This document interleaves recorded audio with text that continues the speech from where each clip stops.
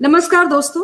जैसा मैंने वादा किया था कि इस वीक हम एक ऐसे मेहमान को लेकर आएंगे जिनकी आवाज सुनते ही हम वापस अपने गांव में अपने मेड़ों पर दौड़ने लगते हैं।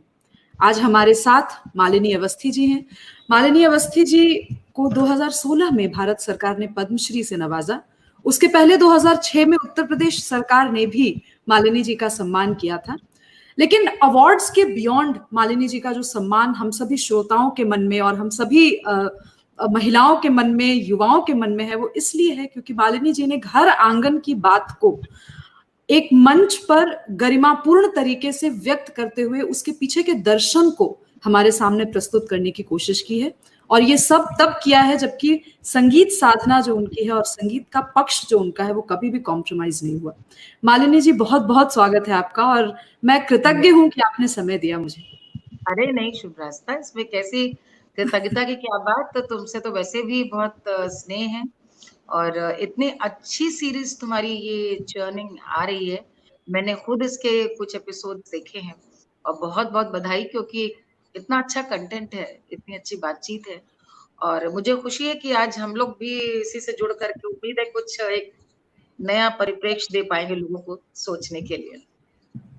धन्यवाद मालिनी जी, आपका आशीर्वाद हमेशा बना रहे, मैं इसी की कामना करती हूँ। और मैं दर्शकों से पहले ही एक चीज कह देना चाहती हूँ कि आज के एपिसोड में ऐसा हो सकता है कि मैं भी थोड़ी इमोशनल हो जाऊं, क्योंकि मालिनी जी से बात करना, उनको सुनना अपने आप में एक बहुत ही इमोशनल अनुभव होता है।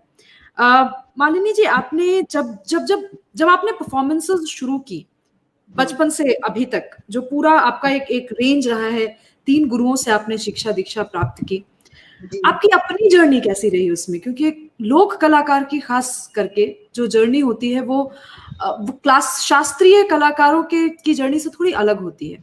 तो आप अपनी जर्नी के बारे में बात कीजिए।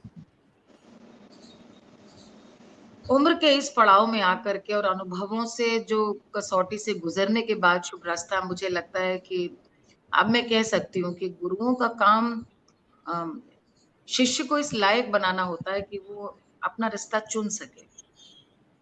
और यदि सच्चा गुरु है तो उसका वाकई में दायित्व ये होना चाहिए कि सोच को जागृत करे अपने शिष्य की। गाना वैसा का वैसा गाना या वैसा सीखना, गाने का जो व्याकरण है उसको खोल करके रख देना, एक रास्ता दिखाना कि देखो हम इस रास्ते पे चल रहे हैं और हमारे बुजुर्ग भी चलते रहे, वो ठीक है। लेकिन दृष्टि भी ऐसी परिपक्व कर देना कि हो सके तो अपना नया रास्ता बनाओ। हमने जो बताया उससे भी बेहतर कुछ लगता है। मुझे लगता है ये मैं बहुत भाग्यशाली थी शुभ रास्ता की। मेरे गुरु तीनों बहुत ही असाधारण इंसान थे और वो मैं आज भी विश्वास करती हूँ कि कला के पीछे सबसे पहली बुनियादी चीज तो यही है कि आप बहुत अच्छे इंसान हो, तब वो कला में पवित्रता रहती है। तो शास्त्रीय संगीत की पूरी बैठ रही, बुनियाद रही। अभी तक जो मेरा रियाज है और गाया मैंने जो सीखा है वो शास्त्रीय संगीत ही सीखा है। और शास्त्रीय संगीत में बंदिशें, धमार, ध्रुपद, बड़ा ख्याल, छोटा ख्याल, फिर ठुमरी, सुगम संगीत, संगीत की जितनी विधाएं सभी कुछ मैंने सीखी, गाई। और उसके बाद सब कुछ गाने सुनने सुनने के बाद मुझे कहीं ना कहीं लगता था कि मेरी जो सोच है जीवन को लेकर, मेरी जो अपनी दृष्टि है कला को लेकर, और पता नहीं क्या एक बात थी कि मैं खुद को मेरी इस कला की अभिव्यक्ति को समाज से अलग करके नहीं देख पाती थी। ये मेरे संग शुरू से था। कई बार हम कहते हैं कि अध्यात्म के लिए जैसे गीत संगीत है, भक्ति संगीत है, पहले जितनी भी बड़े ख्याल छोटे ख्याल की बंदिशें आप देखें तो मंदिरों में पद गाए जाने वाले थे। लेकिन मुझे कबीर आकर्षित करते थे। मुझे श्रम गीतों में गाए जाने वाले गरेड़िया गीत, हमारे जो जितने भी श्रम गीत हैं, जाता पीसते हुए जो देवरानी जेठानी बैठ करके चकिया पीस रही हैं, वो तो मुझे ऋषि मुनि से कम खुद ही नहीं लगती थी। 8-8 घंटे बैठ करके चक्की पीसना, ये साधना, ये तपस्या और ये समर्पण, फिर मंदिर जाकर के थोड़ी या वन में जाकर के कोई साधु बन सकता है। हमारे घरों की स्त्रियों का जो तपस्या और समर्पण था और जिस प्रकार की उनकी लगन थी कि वो मुझे कबीर की कहीं ना कहीं बातों में झलकता था। कबीर जिस तरह से कर्म प्रधान जीवन जिया, वस्त्र बुनते रहे, और गीत गाते रहे और यही कहा कि भाई यही है जो साथ रहता है। तो मुझे लगा कि ये जीवन को ले देखने की मेरी दृष्टि जब खुलती चली गई, तो मुझे लगा कि मेरी अपनी गीत संगीत के प्रति जब भी जो भी अभिव्यक्ति हो, वो कोई सरोकार लिए हो, लोगों से जोड़ती हुई हो। हम क्या थे उसका एक आईना, एक अक्स लोगों को दिखाते हुए हो, एक साक्षात्कार कराते हुए हो। और बहुत बड़ा कारण ये भी है शुभ रास्ता, आज तो देखो संवाद के बहुत सारे माध्यम हैं। आज बहुत सारे लोग एक बार फिर से चिंतित हैं, अपनी परंपराओं को जीने के लिए उत्सुक हैं, समझने के लिए आतुर हैं। लेकिन ये मैं जब बात आपसे कर रही हूँ 80 के दशक की, 90 के दशक की शुरुआत में, तो उस समय बहुत कुछ एक चिंता शब्द भी नहीं कहूँगी, निराशा का शब्द कहूँगी कि परंपराओं को लेकर के लोग दुराग्रही थे। आग्रही तो छोड़ दीजिए, लोगों को लगता था ये क्या, जैसे अब मैंने सिंदूरी भरा है। तो ये सब ओल्ड फैशन माना जाने लगा था उस ज़माने में। मैं हमेशा से सीधा पल्ला पहनती थी, हमेशा से। तो मैं जो भारतीय जीवन शैली में जैसा मैंने देखा और उसको गाती थी, वैसे ही रहती थी, ये इसका ह्रास हो रहा था। अब मुझे लग रहा था कि ये बड़ी चिंता का विषय है। ये सिर्फ़ एक गीत-संगीत की विधा के लोप की बात नहीं है। ये पूरे परिवार, संस्कार जीवन शैली के लुप्त होने की बात है और मैं ईमानदारी की बात शुभ रास्ता कह रही हूँ कि मैं लगातार सोचती रही, कोई तो सोचे, कोई तो करे इस पर। कोई तो ये जाकर बताए कि गाने जो मंच पे गा रहे हैं, मंच के लिए नहीं है और ये जी। जिस चीज़ से जुड़े हैं, वो चीज़ें तो हमारे जीवन से अब गायब हो गई। कौन अब बताएगा कि हम कैसे थे? सिर्फ़ इतिहास की किताबों से नहीं, ये गानों से आप इतिहास जानिए अपना। दादी कैसी थी, आप उनसे नहीं मिले, गाने बताएँगे हमारी दादी कैसी थी। और ये सोच कर के फिर मैंने तय किया कि शायद मेरे जैसा कोई और बावला नहीं था उस समय कि मैं जिससे ये अपेक्षा करूँ कि मैं अपने उत्तर प्रदेश की बात करूँ क्योंकि जो जहाँ पलता-बढ़ता जन्म लेता है उसको वही उसका संसार अ, उससे से वो रिलेट करता है, धीरे-धीरे उसकी और दृष्टि बढ़ती जाती है। और मैं भाग्यशाली थी कि मेरा पिता की भी ट्रांसफरेबल जॉब थे, फिर पति की भी थी। तो मैंने उत्तर प्रदेश का बिल्कुल छत करके धूल झाँकी है कहना चाहिए। तो देखते-देखते, सुनते-समझते मुझे लगा कि इतना वैविध्य है। अब मैं किसी की प्रतीक्षा नहीं, मैं ही इसको लेकर आऊँगी और इस पर बात करूँगी। और उस जो मेरी संगीत की जो पूरी आपने जो मूल सवाल पूछा है, उसकी जो शिक्षा थी, उसको वो तो कहाँ जाएगी, वो तो कंठ में वास करती है, रियाज़ तो कभी जाता नहीं। और उसके आधार पे पुरानी धुनों को बिना कोई छेड़-छाड़ किए हुए मैंने गुनना शुरू किया, सुनना शुरू किया, पढ़ना भी शुरू किया और लोगों के बीच में साझा शुरू किया। संगीत के संग उस परिवेश से भी लोगों को जोड़ती रही और शुरू में तो बहुत एक मैं ये हाथों-हाथ नहीं लिया गया।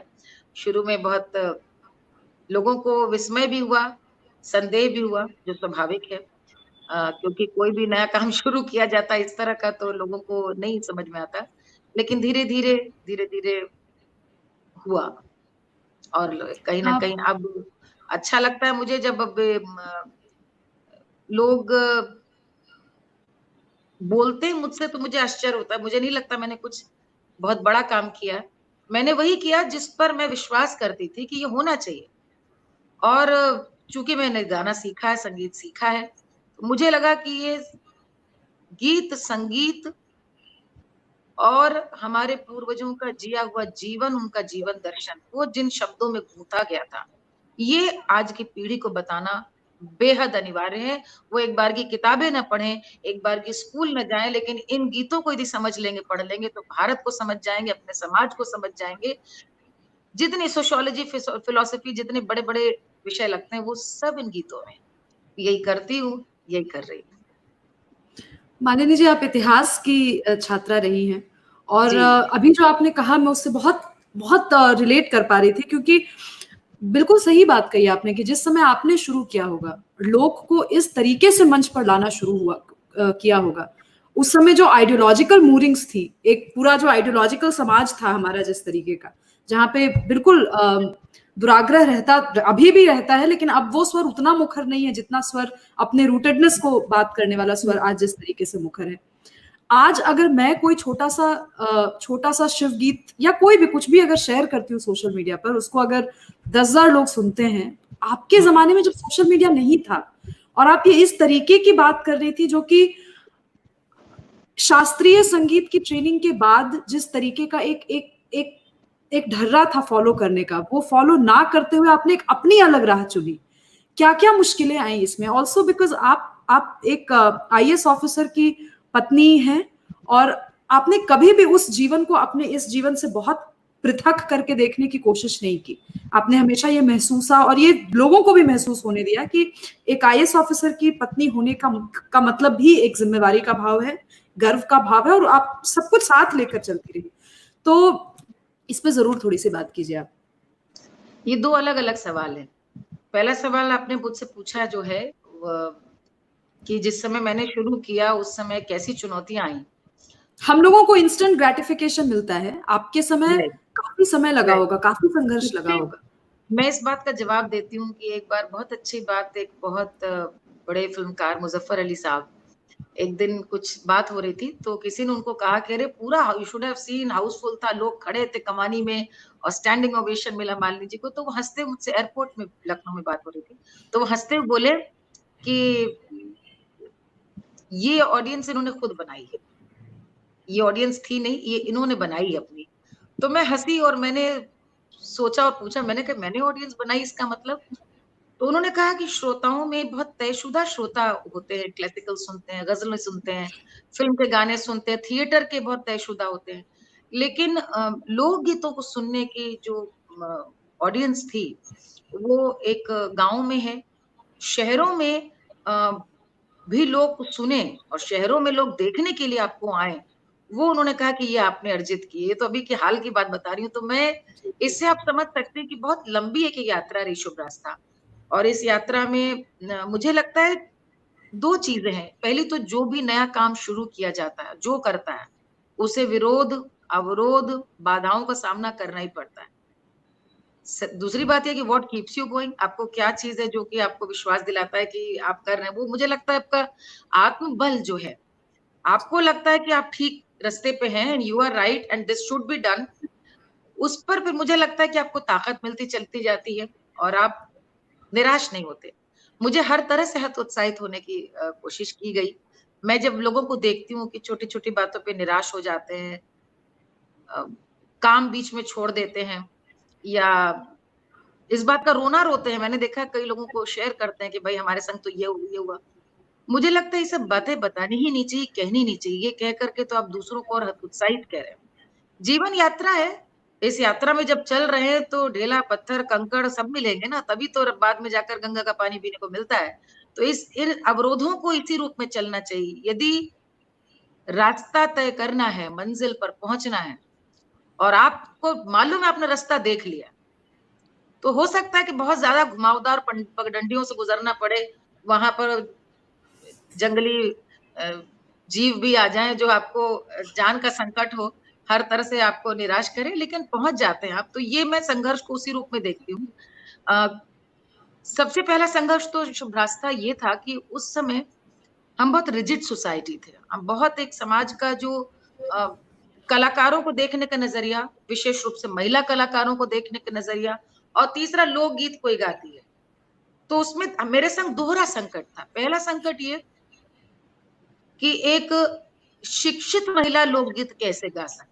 पहला संकट कि शिक्षित महिला, अब इसको आप जो भी कहें कि चूंकि मैं एक ऐसे परिवेश से आती थी तो अभिजात्य मान लिया गया। तो अभिजात्य वर्ग का व्यक्ति लोकगीत कैसे गा सकता है, कैसे, या गा भी सकता की बात नहीं, गंभीरता का भाव क्या होगा। तो वो कन्विंस करना या उसको सिर्फ बातों भाषणों से नहीं, अपनी कला के द्वारा वर्ष दर वर्ष बल्कि दशकों प्रूव करना, ये बहुत लंबा समय लगा। आप शायद समझ सकते हो कितना मुश्किल रहा होगा। तीसरी बात ये कि जब आपने शास्त्रीय संगीत सीखा होता है शुभ रास्ता, तो उसको भी लेकर के लोगों के मन में एक भाव इतना अ, मैं कहूंगी श्रेष्ठ ग्रंथि का होता है कि जी। कहीं ना कहीं आप यदि लोकगीत उसके बाद गा रहे हैं तो ये माना जाता है कि आप 4 सीढ़ी नीचे उतर गए। और यही एक चीज मुझको कुरेदती थी कि मैं लोगों की धारणा बदलना चाहती थी। तुम तो माँ और दादी को ठुकरा रहे हो। माँ और दादी नहीं, नई नस्ल के बच्चे कहाँ से आएंगे? मांड लीजिए, पीलू लीजिए, भैरवी लीजिए, पहाड़ी लीजिए, आप गारा लीजिए, ये तो सारी सोरठ लीजिए, देश लीजिए, तिलक कामोद, सारी लोक धुनों पे राग बने और उन राग पे रागनियों का लोगों ने विस्तार किया। शास्त्र पढ़ा, शास्त्र में कई वर्ष लगाकर एक राग रागनी का विस्तार किया, लेकिन मूल धुनें जहां से आई उनको खारिज कर देना, नष्ट, और चूंकि खारिज कर दिया तो फिर कभी गंभीरता से उनके साहित्य को भी पढ़ने की कोशिश भी नहीं की कि कह क्या रहे, और एक मान ली गई छवि। शुभ रास्ता इसमें एक बहुत, मतलब तुम्हारे सवाल का डिटेल जवाब होगा कि जब आजादी के बाद देश आजाद हुआ और हमने नया जीवन अपने पैरों पे खड़ा होने का हिंदुस्तान प्रारंभ करने लगा। हम बार बार कहते हैं कि नया देश, नया देश, दरअसल हम बहुत पुराने देश है।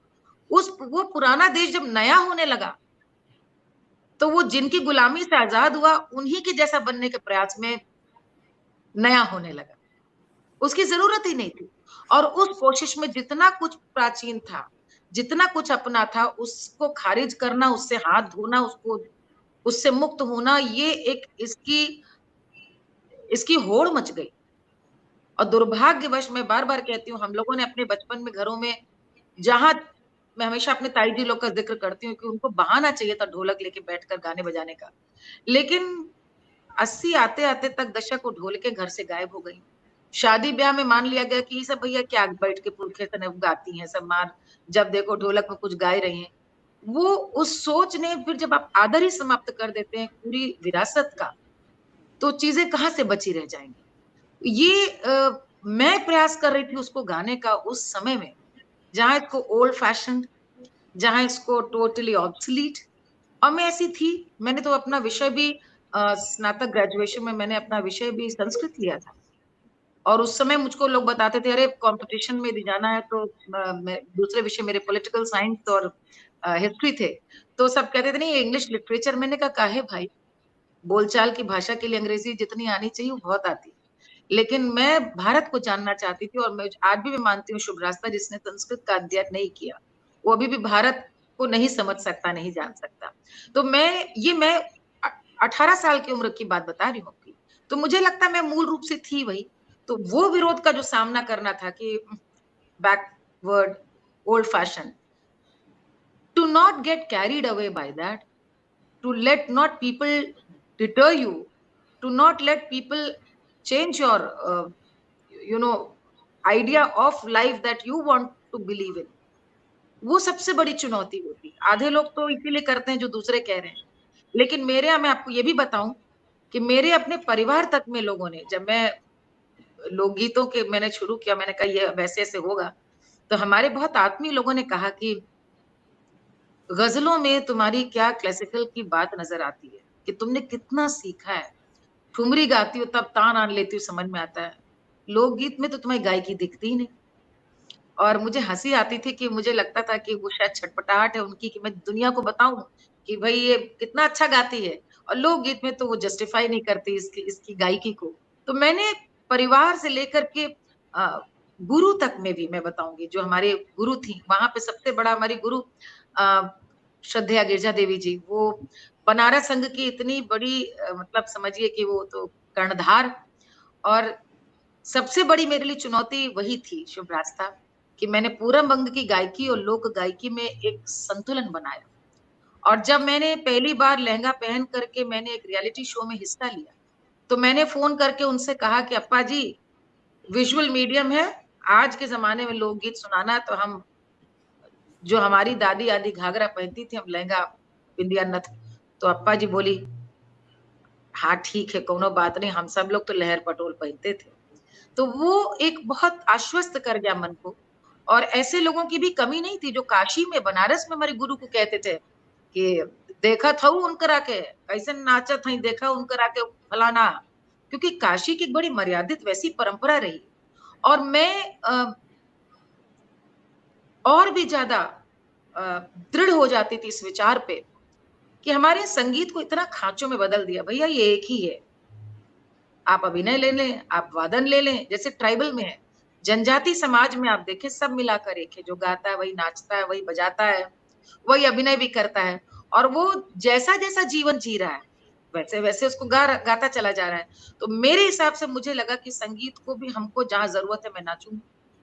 यदि गीत का पक्ष की जरूरत है अभिनय की, तो यदि वो मेरी आवाज से छलकेगा, तो ये मैं इस भेदभाव में विश्वास ही नहीं करती थी। और जब मैं अपने आप को मूल रूप से लोक के रूप में समाहित कर लिया था, तो विवाहिता होने के नाते एक गुरु शिष्य की बहुत भव्य परंपरा को लेकर के आगे चलने में, किसी की पत्नी होकर के, किसी की माँ, सब कुछ को साथ में लेकर, मैं बस एक ही मैंने एक इसका चुनौती तो थी, लेकिन शुभ रास्ता मैंने इसकी एक ही अपने दिमाग में छवि रखी कि हमारी दादी आदि कितनी गरिमामयी लगती थी। जब वो अपना घूंघट काढ़ करके 70-80 बरस की हमारी दादी आदि जब रथ जगह में घूम जाती थी, चक्कर लगा के, चाहे कितनी उनकी उम्र हो, चाहे कितना वजन हो, जब वो नाच लें, तो घर के सारे बड़े बुजुर्ग आकर के, आइए अम्मा नाच रही हैं आज, हाय अम्मा को देखे कैसी लग रही। और उस समय अम्मा विश्व की सुंदरतम, सौम्यतम छवि लगती थी। तो मुझे लगा कि मैं लोक में वो छवि पेश कर पाऊंगी कि गरिमा, ममता, श्रृंगार, सौंदर्य, अध्यात्म सब कुछ यही है, कहीं जाने की जरूरत नहीं है, दिखाने की दृष्टि होनी चाहिए। और ये मैं विचार करती थी, मैं यकीन करती थी, लेकिन to convince people, to convince, toughest job is to convince people around you. समाज तो फिर भी धीरे धीरे आप जो दिखाते हैं उसके हिसाब से करता जाता है, लेकिन फिर एक के बाद एक चीजें बदलने लगी। अब आपने जो दूसरा सवाल का, आपके सवाल का दूसरा पक्ष है कि मेरे पति, भाई मुझे बहुत गर्व है अपने मालिनी पति जी, मैं पे। एक मिनट आपको रोक रही हूँ। मैं इस सवाल को थोड़ा सा इसका संदर्भ दे देती हूँ। आज जब एक फेमिनिज्म और एक सशक्त नारी का जो एक स्वरूप आता है, उसमें आपको अपने सारे रिश्ते नातों को हटा करके आप एक इंडिविजुअल होते हैं। एक जो लाइन ऑफ थॉट है, मैं उसकी बात कर रही हूँ कि आप XYZ की वाइफ हैं, XYZ की बहन है, XYZ की बेटी है, XYZ की बहू है। ये सारे पक्ष, या माँ है, ये सारे पक्ष गौण होकर के आप क्या है उस पे केवल चर्चा होती है। और ये जो शायद हमारी जनरेशन के साथ जो ये सवाल रहा, उस सवाल को आपने इतनी खूबसूरती से सॉल्व किया कि मैं वो सब होते हुए भी मालिनी अवस्थी हूं, और कोई ये मुझसे ले नहीं जा सकता। मैं तुमको तुम्हारी बात का सिर्फ जवाब दे रही हूँ। जब मैं लोक संस्कृति की बात करती हूँ, जब मैं लोक गीत की बात करती हूँ, तो पहले तो मेरे अंदर वो विश्वास देखना चाहिए कि मैं उसको जी रही हूँ। तो मैं उन गीतों की बात बेकार है करना यदि मैं खुद वैसी नहीं। तो मैं तो सबसे पहले आदर्श बहू बनूं, आदर्श बेटी बनूं, आदर्श पत्नी बनूं। वो चित्रों को मैं कैसे दिखाऊंगी यदि मैं उसको जी नहीं रही। तो मैंने इस भरे पूरे जीवन का पूरा आनंद और सुख और गौरव उठाया है। और सबसे बड़ी बात, ये लोगों की समस्या है यदि वो इस चीज को नहीं स्वीकार कर सकते कि दो सक्षम लोग एक साथ एक जीवन में एक जैसे जीवन के लक्ष्य को रखते हुए भी बिना एक दूसरे के मार्ग में आए अपना जीवन काट सकते हैं। जिनको समस्या है वो कहीं ना कहीं पर कुछ ना कुछ एक प्रयास करते हैं कि किसी प्रकार की कोई बात ढूंढे। लेकिन सब बात की बात यही है कि मुझे लगता है हमारे यहाँ अम्मा अम्मा हमारी कहती रही कि बिटिया ऐस करो, जो कौन कुछ कहे ना तो समझ लो कि बिटिया धूल पड़ी, ऐसे झाड़ कर फिर उसके बाद घर से उठ ही जाओ।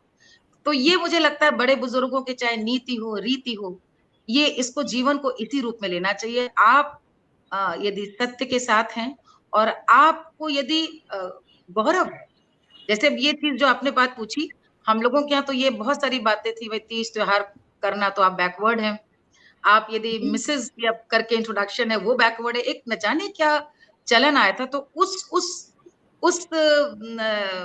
सोच के हिसाब से तो मैं बड़ी बैकवर्ड थी। लेकिन मैं उनकी ये राय बदलना चाहती थी और मैं बदलने में सक्षम हुई हूँ कि बिल्कुल। आप लोग जिस सशक्त महिला महिला एम्पावरमेंट की इतने सारे लिंगोज, इतने सारे आपने हैशटैग्स में बातें कर डाली, दूर मत जाओ, अपनी दादी को देख लो, उनसे सशक्त कोई महिला दूसरी मिल जाए और आप भी यदि हो उतने सशक्त, तो जो को अपनी बाजी हम हार जाए। तुम्हारी तो दुल्हा तक नहीं सुनते, उस जमाने में ऐसा नहीं था। दादी ने दी कह दिया इनके लक्षण ठीक नहीं लग रहे, या कहा पुत्तन अब की बार जो पैसा आया है तो इससे अब की बार इनकी कि नैहर में जाना है, सामान ब्याह का सारा विदाई जानी है, तो पुतन की हिम्मत नहीं थी कि नहीं जाए। ये एक नैरेटिव हमारे यहाँ एक सेट किया गया शुभ रास्ता, कि महिलाएं शोषित थीं और इतनी उत्पीड़ित थीं कि अब उससे एक आजादी सबको पाने की एक आई। मुझे लगता है कुछ कुछ चीजों को बिना समझे खारिज कर दिया गया। यदि लोग गीत सुन लिए होते, समझ लिए होते, तो वो जान गए होते कि भारत में हमेशा से कितनी सशक्त महिला का एक स्वर रहा है।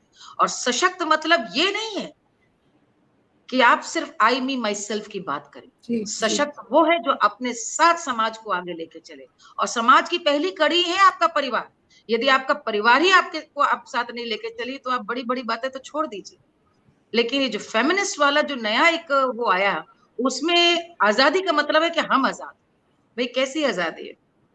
ये कौन सी बिल्कुल। आजादी है जो आपको इतना बांध देती है कि आप एक झूठ के सहारे चलने को इतने विवश हो जाते हैं कि आप दूसरी तरफ देखना नहीं चाहते। हमारे यहाँ तो एको सत्यम यही कहा गया है, सत्य एक है, लोग अलग अलग ढंग से देखते हैं, अलग ढंग से उसकी विवेचना करते हैं। लोग गीतों से ज्यादा कौन जानता है?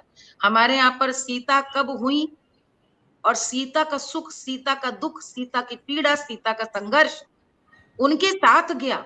लेकिन क्या वाकई पीढ़ियों हमारी स्त्रियों ने सीता को प्रतीक मानकर, जब उनको जो पीड़ा हुई, उन्होंने सीता के नाम वो गाने रच दिए। यानी कि बार बार उनके संघर्ष को अपनाया। ये सशक्त महिला का सुर है। आज भी यदि कोई महिला गांव में गीत गाती है जहां पर सीता कहती हैं कि तोहार कहा मनिबे गुरु परग दुई चलिबे हो, जियत जी लेकिन अवध के मुंह ना ही दिखबे हो, कि गुरु वशिष्ठ तुम्हारा कहना मानूंगी, 2 पग आगे चलूंगी, लेकिन अब जीते जी मैं अयोध्या का मुंह नहीं देखूंगी। यदि आज भी कोई महिलाएं गांव में गा रही, तो आपको लगता नहीं कि सशक्त स्त्री का सीता का स्वर अभिमान आज भी मुखरित होता है? लेकिन उधर देखा ही नहीं गया। तो मुझे लगता है कि जो आप चुनौतियों की बात कर रहे हैं, जब आपका खुद वो जूझने का और अपनी बात पे कायम रहने का जो जीवट है, वो आपको अपनी बात पे टिके रखने के लिए भी आपको ताकत देता रहता है। वहीं से ऊर्जा भी मिलती है, श्रोताओं से, अपनी बात के कन्विक्शन से। और सबसे बड़ी बात ये है कि हमारे यहाँ वसुधैव कुटुंबकम माना गया है। इतनी बड़ी छाती हम लोगों की होती है कि हम सबको सम्मान दे सके, और सबको सम्मान देने में आप नहीं छोटे होते। मालिनी जी, आपने जो ये बात की अभी, सशक्त महिला का जो एक चित्रण आपने किया, बहुत सशक्त चित्रण किया आपने। मुझे एक बात ध्यान आती है कि जब हम लोग इंग्लिश लिटरेचर में डिस्कोर्सेस पढ़ते हैं और अलग अलग टाइप की के इज्म्स पढ़ते हैं, तो उसमें रिविजनिज्म एक शब्द आता है, और हिस्ट्री जिस तरीके से लिखी गई उसमें थोड़ा ऐड करके, थोड़ा सब्ट्रैक्ट करके, जो आवाजें, सब ऑल्टर्न हिस्ट्री का जो पर्सपेक्टिव है, जो आवाजें दबी हुई थी उनको मुखरित रूप से शास्त्र कैनोनाइजेशन के पूरे पैरामीटर में लेकर के आना। लोक ने तो ये काम कर दिया था ना। रामायण बिल्कुल। में, वाल्मीकि रामायण में सीता जी का पक्ष अगर गौण भी है, तो आप मिथिला की नारियों से एक एक गीत, जैसा आपने कहा, आप अगर सुनना शुरू करें उनके गीत, अवध की नारियों का अगर गीत सुनना शुरू करें, तो सीता का ऐसा कौन सा दर्द नहीं है जो कौन सा ऐसा दर्द है जो उसमें उसमें चित्रित नहीं किया गया हो। तो हिस्ट्री रिवाइज करने के से ज्यादा जरूरी ये नहीं था कि हम वापस अपने जड़ों को जाकर के और दोबारा एक बार देखना शुरू करते केवल। वो तो हुआ ही नहीं। मैंने आपसे कहा ना कि आजादी के बाद हम दूसरे रास्ते पे चल पड़े ना। और ये आपको पता ही है कि बहुत फर्क पड़ता है कि शासन में भी कैसी नीतियां बनती हैं, और शासन में जैसी नीतियां बनती हैं उनको लेकर के फिर वे समाज के भी वैसे एक दूसरे को कॉम्प्लीमेंट करते हैं, एक दूसरे को प्रभावित करते हैं। आप इसी से समझिए कि जो हमारे यहाँ पर अभी भी लोक की, आप विकिपीडिया में यदि परिभाषा देखेंगे तो आपको हंसी आएगी। यदि आप फोक डांस आज जाके देखिएगा उसमें क्या लिखा है, तो उसमें लिखा हुआ है कि इलिटरेट अनकल्चर्ड लोग जो डांस करते हैं वो फोक डांस है। अब इट इज हॉरिफाइंग कि कोई कैसे इस प्रकार के शब्दों का प्रयोग कर सकता है, जबकि हिंदुस्तान में, भारत में लोक का अर्थ ही दूसरा है। जो लुच धातु यानी कि देखने से उसका अर्थ है जो कुछ दृष्टिगत है वो सब लोक है। उसमें पेड़, पक्षी, जंतु, व्याघ्र, हिरण, सब कुछ हम तुम जो दिख रहा है जड़ चेतन सब कुछ लोक है, और फोक और लोक में इतना बड़ा अंतर होते हुए हम फोक की राह चले। तो ये खारिज कर दिया गया कि ये तो एक आम धारणा भी बना दी गई कि ये तो अनपढ़ गंवार जाहिल लोग कुछ भी गा देते थे मनोरंजन के लिए, जब थकते थे तो गाना गा देते थे, बस यहीं पर बात खत्म। मैं बार बार ये कहती हूँ कि इनके साहित्य को पढ़ा नहीं गया। आपने इतिहास की बात करी, हम लोग आज भी, मुझे अफसोस है और मैं इस बात को चाहती हूँ कि जरूर सामने लाया जाए। आज शुभ रास्ता, हम लोग जब अपने देश की क्रांतिकारी वीर महिलाओं की बात करते हैं, तो हम गार्गी अपाला घोषा से शुरू करते हुए हम रानी लक्ष्मीबाई तक आते हैं, हम अहिल्याबाई जी पर आते हैं, जीजाबाई, सबके हम नाम लेते हैं। लेकिन ऐसी ऐसी स्त्रियां हमारे यहाँ लोक नायिकाएं भी रही हैं, जिनकी गाथाएं आज भी चकिया पीसते हुए, आज भी धान की बुआई में, रोपनी में और निर्वही में गाई जाती। लाची, कुसुमा, लेकिन इनका नाम कहीं नहीं, ये गुमनाम। आप स्वयं सोचे, वाल्मीकि रामायण कब लिखी गई, गोस्वामी तुलसीदास जी ने कब कहा, लेकिन पूरे विश्व भर में राम कथा कही जाती है। आज वो मूर्ख ही होगा जो राम के अस्तित्व पर प्रश्न उठाए। लोकगीत इतिहास है, एक से एक नायिका। आपने जो इतिहास बोला, मैं आपको एक कुसुमा की आपने शायद कभी कहानी सुनी, और चूंकि आप बिहार से हैं तो मैं आपको इसमें का एक भोजपुरी का जो वर्जन, मैं तो अवधि का गाती हूँ, मैं आपको बता रही हूँ कि आठ ही काठ केरी नैयारी नैया, इंगुर ढरल चारो पलवा उरे, अरिते ही घाटे उतरेला मेरी जान मसहबवा, अरे जे ही घाटे भगवती नहावेले रे। यानी कि 8 काठ की नाव है, और उस नाव की जो भी जो गीत है वहां पर यही पूरा दिया कि किस तरह से वहां पर जो नायिका है कुसुमा नाव पे बैठी, और अचानक उस पे मिर्जा यानी कि तुर्क उतरता है, और साहब बन करके उतरता है और आकर के कहता है, पनिया भरती पानी भरिन दे अबिटियनिया, अरे के कारा बहिनी करे असिननिया हो राम। ये किसकी लड़की जो इतनी सुंदर जो स्नान कर रही है। और फिर कहता है वो, अरे धावा तू नौआ, अरे धावा रे चपरसिया, अरे होरिला सिंह के रे पकड़ी ला। उसके पति को कहते हैं चपरासी, जाओ उसको पकड़ करके तुम लेकर के आओ। और जब उसको पकड़ के फिर लेकर के आते हैं तो अपहरण कर लेता है, पूरी लंबी गाथा है, और अपहरण कर लेता है उस स्त्री का, और बाद में कहता है कि मैं तुम्हारे पति को और तुम्हारे भाई को मैंने बंदी बना लिया है, अब मैं तुमको अपने यहाँ लेके जाऊंगा, तो मेरे यहाँ जल, मेरे तालाब में तुम जल पीना अपने। और कुसुमा मना करती है कि मैं नहीं जा सकती, लेकिन भाई और पिता के जान बचाने के लिए वो उसके घोड़े पे सवार हो जाती है, और पिता और भाई रोने लगते हैं, उनकी जान बच जाती है। जब वहां से निकलने लगते हैं तो वो अंत में कहती है उससे कि अंतवार, अंतिम समय में मुझको कम से कम अपने गांव का सागर का जल जरा सा पीने दो। एक चिरुआ पियली, अरे दूसर चिरुआ पियली, अरे तीसरी गईली तारा रे बड़ी बोरा वाहोरा। वो चुल्लू से जैसे जैसे जल पी रही थी, तीसरा पीते पीते जल में समा जाती है। रोवेला मिर्जा, अरे मुड़वा ठठवलवा, मिर्जा रो रहा है और अपना सर पीट रहा है, मोरी बुद्धि छड़े छोरी कुसुमा, मेरी बुद्धि भ्रष्ट हुई थी जो मैंने तुम्हें जल पीने भेज दिया कि तुम मेरे हाथ से निकल गई। सोचने की बात है कि ये गीत क्यों आज भी गाया जाता है। एक लंबा समय हम लोगों ने सभ्यता के, संस्कृति के संघर्ष में बिताया है, एक लंबा समय अस्तित्व को बचाए रखने का संघर्ष था, और वहां पर इन गीतों ने, शुभ रास्ता, हमारी संस्कृति को जीवित रखा है, हमारी चेतना को जीवित रखा है। और कहीं ना कहीं गीतों में इस प्रकार की नायिकाओं की मिसाल को गाथा बना करके नई पीढ़ी को भी सिखाया गया कि कैसा तप है इस समय अपने सतीत्व को बचाए रखना। और इसीलिए शायद हमारी जितनी जो बुजुर्ग महिलाएं थी उस समय, उन्होंने वर्जनाओं के बंधन बहुत कठोर कर दिए, नियम संयम बहुत कठोर कर दिया। आज बहुत सारे लोग ताड़ना लेते हैं, लेकिन सोच के देखें, और दो तरह की विरासतें हैं, एक मूर्त, एक अमूर्त। मूर्त विरासत वो जो मंदिरों में दिखती है, जो आपको अजंता एलोरा में दिखती है, चित्रों में, राजा रवि वर्मा के चित्रों में दिखती है। अमूर्त ये जो हमारी दादी काकी ने गीतों, लोक चित्रों के द्वारा हमें गोपनीय ढंग से, पंडितों को यदि अपने शिष्यों को एक गुरुकुल चलाने की यदि इजाजत नहीं थी, तो वो गुरु बन गई सासें बहुओं की, दादियां पोतियों की, और सरलीकरण कर दिया हर मंत्र का, हर चीज का। शादी ब्याह ये पंडित ना है तो ये औरतें बैठ करके निपटा सकती थी। एक एक रस्म पे गीत है, आप जानती हैं इस बात। चाहे वो ज्ञान परंपरा थी, नीम खाने से क्या होता है, तुलसी खाने से क्या होता है, सुबह उठ के भूमि को प्रणाम करें, जाड़े में ये खाएं, गुड़ कब खाएं, ये सारी चीजें, वैद्य नहीं थे यदि गुरु नहीं थे, इन स्त्रियों ने गीत संगीत लोक परंपरा, ये बड़ी सशक्त स्त्रियां थी। मैं जो बात कर रही थी कुसुमा की इस गीत को बता करके कि ये इतिहास के वो पन्ने हैं जिनको सुनकर के कुछ लोग आज भी शायद अनकंफर्टेबल हो जब इसका प्रसारण।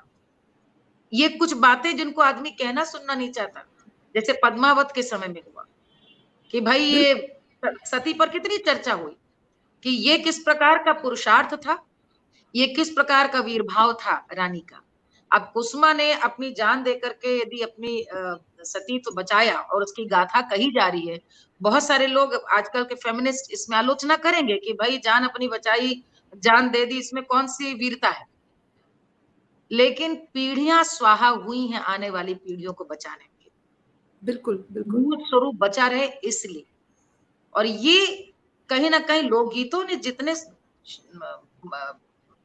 मैं कहूंगी जितनी लोकगीतों ने और लोक परंपराओं ने जितनी मैं कहूंगी श्रद्धा के साथ हमारे इर्द गिर्द एक कवच जैसा बनाया है कि हम भारतीय बचे रह गए, तो बहुत कुछ इन लोकगीतों के कारण। और ये मुझे लगता है, मैं तो कम से कम वही अक्स देखती हूँ और इसीलिए मैं कोशिश करती रहती हूँ इन चीजों को सामने लाऊं। एक और टेढ़ा मुद्दा है हमारे समाज के लिए, कास्ट और जातिवाद और जाति, इन दोनों शब्दों की जो खूबसूरत व्याख्या लोक गीतों में हुई है और लोक परंपराओं में, इनफैक्ट शादी विवाह सोहर, सारे इन सभी गीतों में जिस तरीके से वो सारी वर्जनाएं टूटती हैं। आपका बल्कि एक आपके थ्रू मुझे छापक का पेड़ छिउलिया का सोहर का पता चला, किस तरीके से हिरण कौशल्या से बराबरी के भाव से संवाद कर रही है, श्राप देकर जाती है, वापस उसको आशीषना पड़ता है क्योंकि लोक प्रेशर बनाता है कि तुम मंगल के कार्य के समय अमंगल कामना करके नहीं जा सकती। ये कितना खूबसूरत दर्शन है। थोड़ा सा आप कास्ट के एंगल पे भी बात कीजिए मालिनी जी। देखिए, मुझे बार बार लगता है कि मैं इसीलिए कहती हूँ कि आगे बढ़िए, लेकिन 2 कदम पीछे भी, सापी अतीत को साथ लेकर के आगे बढ़िए। आप यदि उनकी दृष्टि को समझ पाए तो आप जान पाएंगे कि हमारे पूर्वजों ने तो एक बड़े समावेशी समाज की कल्पना की थी, जहां सबकी जगह है, जहां राम से पूछते हैं उनके दोस्त, अरे अवध के रामा कुंवारे क्यों रहे, अवध के रामा कुंवारे क्यों रहे। और राम कहते हैं मलिया के गयो मलिया न मिलो, अरे सेहरा बिन कुंवारे हम रहे। बजजा के गयो बजजा न मिलो, जामा बिन कुंवारे हमरे। राम कह रहे हम कैसे बने, क्योंकि सब आकर पहले आशीर्वाद दे तब तो बनाए। अब एक गाना हमारे आता है, ये भगवान श्री कृष्ण के जन्म का सोहर है। इससे सुंदर, क्योंकि इस गीत को आप देखें, ये कितना सुंदर, इसमें आपको पूरा एक परिचय मिलेगा कि कैसे हमारे यहाँ आशीर्वाद तक नहीं माना जाता था, जब तक कि समाज के सभी वर्ग आकर आशीर्वाद न दे तो समझ लो मंगल हुआ ही नहीं। अरे जसुदा के भय नंद लाला, बधावा लाई मालनिया, मालन लाई फूलवारे तमोलन, बीड़वारे तमोलन, बीड़वारे। मालन फूल लेके आई, तमोलन यानी पान वाले, पान वाली, तमोली बोलते हैं पान वाले को। पान वाली क्या लाई, बीड़ा लेके आई, क्योंकि पान शुभ है ना। मालन लाई बी फूलवारे तमोलन, बीड़वारे, कोई अच्छा सा लहरा पटोर ले आई पटहारनिया, पटहारिन यानी जो बाजार में सामान बेचती है, वो एक अच्छा सा लहर पटोर लेकर के आई। अब जसोदा ने सबको आशीर्वाद दे करके भाई, तो वो भी आशीर्वाद मिला, वो क्या दे करके जा रही है, मालन देत आशीष वार तमोलन नाच भरे अंगनवा, तमोलन नाच भरे अंगनवा, अरे जुग जुग जीवे तेरो लाल, अरे गावे पटहारनिया, अरे जुग जुग जीवे तेरो लाल, अरे गावे पटहारनिया, जसोदा के भय नंद लाला, अरे बधावा लाई मालनिया। यानी जसोदा ने भी ये माना है कि मंगल हुआ ही नहीं यदि सब के सब नहीं आते। ये तुम्हारा इंटरव्यू थोड़ा सा लंबा हो जाएगा, लेकिन मुझे 2 यहाँ पे उदाहरण संक्षेप में देने दो। शुभ जी, रास्ता। बहुत समय है मालिनी जी, कोई सेट फॉर्मेट नहीं है इस श्रृंखला का, तो जितने देर तक आपके ज्ञान से मैं संवर्धित हो सकूं, मेरे लिए बहुत बहुत अच्छी अपॉर्चुनिटी है, आप विश्वास नहीं कर सकती। हम लोग एक जो गीत एक हमारे यहाँ सोहर गाया जाता है, मचली रही आज महलन मादाई, झगड़ी रही आज महलन